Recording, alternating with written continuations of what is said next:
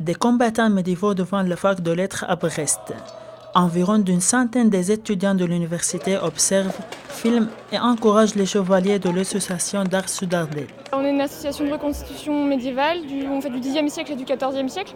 Donc ici c'est plutôt du XIVe siècle, même si on a fait aujourd'hui une démonstration de Béour.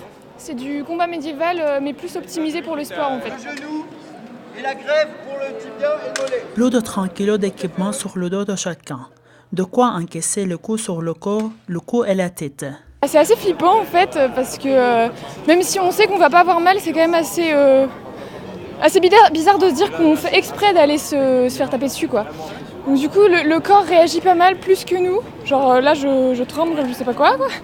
Mais c'est vraiment cool parce que ça permet bien de se défouler en fait. Les combattants ont été invités par Héraclès, l'une des associations de la fac. Cette démonstration anime le campus durant 3 jours au mois d'octobre, depuis 3 ans. Ça permet aussi de faire de l'histoire parce que c'est pas seulement des combats, il y a aussi tout un côté pédagogique, explicatif de comment se passaient les combats médiévaux, l'utilisation des armes, des armures, leurs évolutions, qu'est-ce que ça pouvait représenter.